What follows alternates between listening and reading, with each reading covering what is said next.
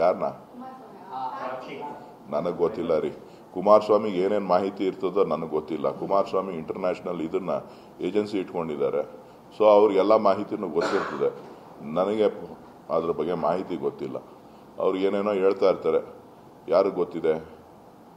ಅವ್ರೇನೇನೋ ಇಶ್ಯೂನ divert ಮಾಡೋದಕ್ಕೋಸ್ಕರ ಬೇರೆ ಬೇರೆಯವ್ರನ್ನ ಕರೆತರುವಂಥ ಪ್ರಯತ್ನ ಮಾಡ್ತಾರೆ. ಅವ್ರು ಹೇಳಬೇಕಾಗಿರೋದು ಹಾಸನದ ಜಿಲ್ಲೆ ಹೆಣ್ಣು ಮಕ್ಕಳ ಮಾನ ರಕ್ಷಣೆಗೆ ಏನು ಮಾಡಬೇಕು ಅಂತೇಳಿ. ಆಗಿರೋ ತಪ್ಪು ಅವ್ರ ಕುಟುಂಬದಿಂದ ಆಗಿರೋ ತಪ್ಪನ್ನ ಸರಿಪಡಿಸೋದಕ್ಕೆ ಏನು ಮಾಡಬೇಕು ಅನ್ನೋದನ್ನ ಹೇಳಬೇಕು. ಅದನ್ನು ಬಿಟ್ಬಿಟ್ಟು ವಿನಾಕಾರಣ ಅದನ್ನು ಬೇರೆ ಕಡೆ ತೊಗೊಂಡೋಗುವಂಥ ಪ್ರಯತ್ನಗಳು ನಡೀತದೆಯಲ್ಲ, ಅದು ಸರಿ ಅಲ್ಲ. ಅದು ಅವರ ವ್ಯಕ್ತಿತ್ವಕ್ಕೆ ಧಕ್ಕೆ ತರುವಂಥದ್ದು.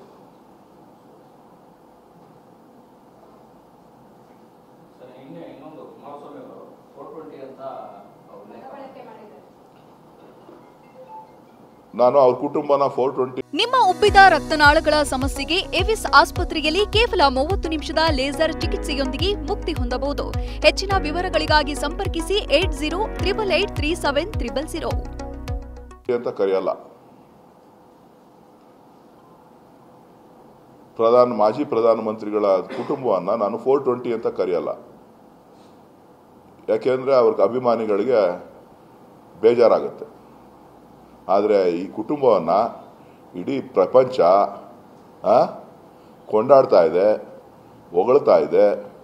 ಈ ರಾಜ್ಯದ ಜನ ಹೊಗಳ್ತಾ ಇದ್ದಾರೆ. ಈ ಕುಟುಂಬದ ಆಸ್ತಿ ಏನಂತ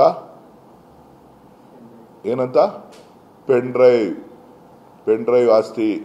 ತೆನೆ ಹೊತ್ತ ಮಹಿಳೆ ಪೆನ್ ಡ್ರೈವ್ ಅನ್ನ ಹೊರಬೇಕಾದಂತ ಪರಿಸ್ಥಿತಿ ನಿರ್ಮಾಣ ಆಗಿದೆ ಅಂತ ಹೇಳಿ ಇಡೀ ದೇಶದ ಜನ ಹಾಡಿ ಹೊಗಳ್ತಾ ಇದ್ದಾರೆ. ನಾನು ಹಂಗಂತ ಹೇಳೋದಿಲ್ಲ, ಇಡೀ ಜನ ಹೇಳ್ತಾ ಇರುವಂತ ಮಾತು. ನನ್ನ ವೈಯಕ್ತಿಕ ಅಭಿಪ್ರಾಯ ಅಲ್ಲ ಇದು. ಜನ ಹೇಳಂತ ಮಾತೇನಿದು? ನೂಲಿನಂತೆ ಸೀರೆ ಅಂತ ಹೇಳ್ತಾ ಇರೋರು ಯಾರು? ಈ ದೇಶದ ಜನ, ಈ ರಾಜ್ಯದ ಜನ. ನಾನು ಹೇಳ್ತಾ ಇಲ್ಲ.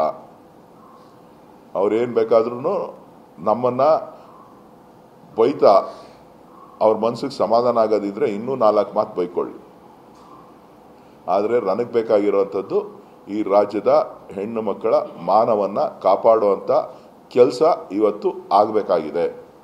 ಮಾಜಿ ಪ್ರಧಾನಮಂತ್ರಿಗಳು ಪ್ರತಿಯೊಂದು ಹಂತದಲ್ಲೂ ಕೂಡ ಸಣ್ಣ ವಿಚಾರಕ್ಕೆ ಮಾಧ್ಯಮಗಳನ್ನ ಕರೆದು ಪತ್ರಿಕೆಗಳ ಹೇಳಿಕೆಗಳನ್ನ ಬಿಡುಗಡೆ ಮಾಡಿ ಪಿಟಿಷನ್ಸ್ಗಳನ್ನ ಬರೀತಾರಲ್ಲ, ಅವರು ಇದಕ್ಕೆ ಹೇಳಿಕೆಯನ್ನ ಕೊಡಬೇಕಾಗ್ತದೆ.